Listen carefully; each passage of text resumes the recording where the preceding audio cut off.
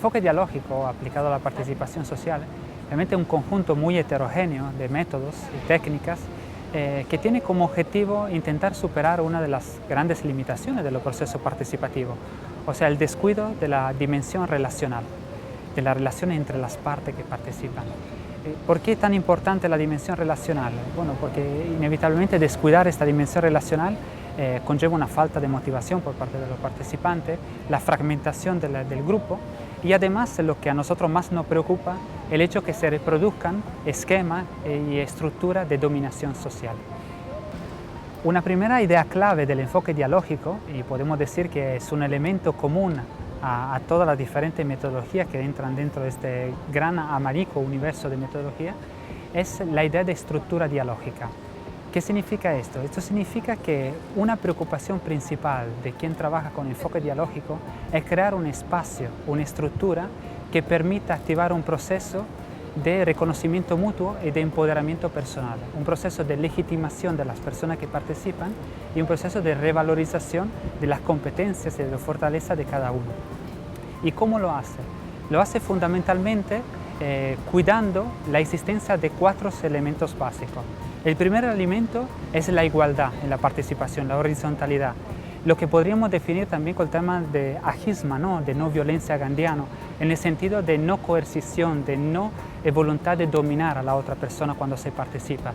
Y sabemos que muchas veces los enfoques participativos, aunque las personas teóricamente deberían participar para la transformación social, en algunos casos pues la participación tiene detrás una voluntad de imponerse a los demás, una voluntad de reproducir un modelo que de alguna forma están vinculados a estructuras de poder.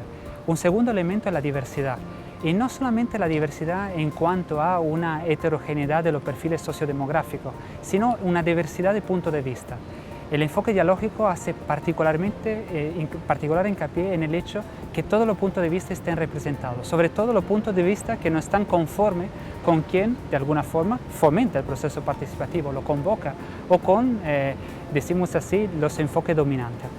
Un tercer elemento muy importante es la existencia de un clima de confianza que evite de alguna forma la activación de mecanismos de defensa, el hecho que determinada persona no quieran lanzarse al vacío participando o alguna persona ataquen porque de alguna forma ven amenazada su identidad.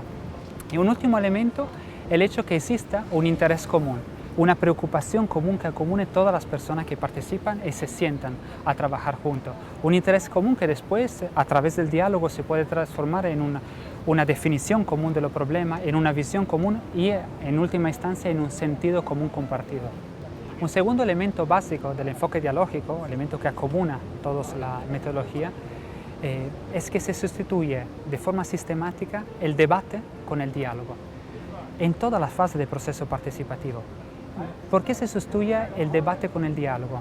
Porque primero el debate es de alguna forma un estilo comunicativo que nos viene de un enfoque que es más parlamentario que participativo. El objetivo del debate realmente es de alguna forma demostrar que yo tengo razón, es confirmar mis posiciones. El objetivo, al contrario del diálogo, es explorar alternativas, explorar los puntos de vista que están presentes y de alguna forma buscar soluciones alternativas sin tener prisa de llegar a conclusiones. El debate, de alguna forma, empieza siempre y acaba con las posiciones, es una lucha de posiciones. Entonces, es un juego a suma cero.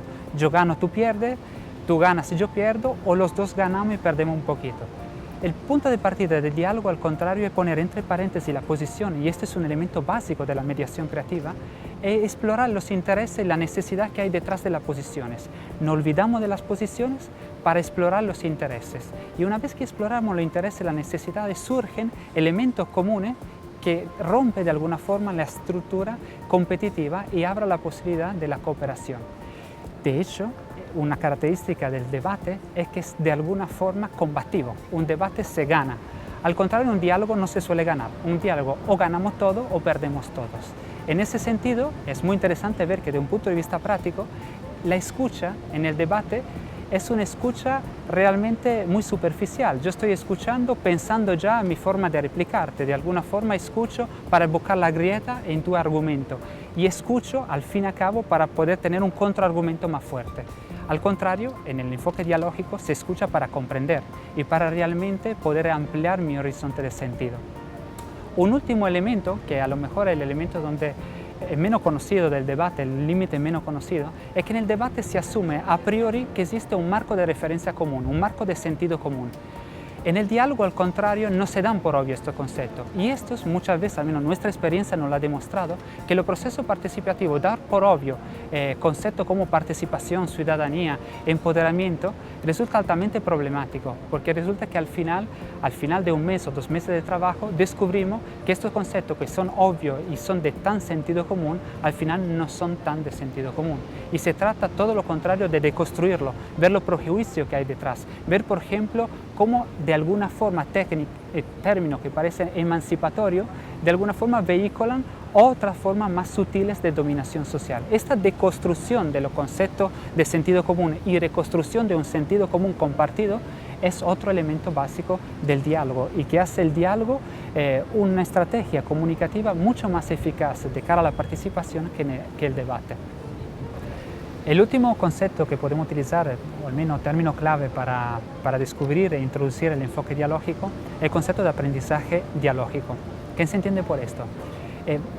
Todo lo que acabo de decir respecto al diálogo resulta altamente problemático. Sin embargo, hay una falsa idea que el diálogo, al fin y al cuentas, sea una forma de debate amable, un debate donde se trata fundamentalmente de ser más tolerante o de alguna forma de tener una actitud abierta hacia las otras personas. Realmente el diálogo no es cuestión de amabilidad, no es cuestión de llevar a cabo un debate evitando los conflictos, todo lo contrario. El diálogo pone al centro el conflicto, pero lo gestiona de forma creativa. ¿El problema cuál es? Que para dialogar necesitamos determinadas competencias como la escucha activa, como la capacidad de comunicarnos de forma no violenta, como el hecho de lograr estar presente o de gestionar el conflicto de forma creativa o de reencuadrar y de construir nuestros modelos implícitos. Y la cuestión es que no hemos sido socializados para esto. Nosotros hemos sido socializados en una sociedad, en una cultura comunicativa competitiva y de alguna forma no estamos acostumbrados a dialogar. Entonces, el último elemento del enfoque dialógico es la toma de conciencia que para activar una estructura dialógica, para activar un proceso de empoderamiento y de legitimación de las otras personas, es necesario aprender y reaprender a dialogar. Crear espacio, por un lado, crear estructura y por otro lado, crear competencias dialógicas. Y nosotros estamos seguros que creando esa estructura y creando competencia dialógica, logramos de alguna forma maximizar la participación, motivar a las personas, crear un sentido común compartido y además maximizar al máximo lo que es la inteligencia y la creatividad social y participativa.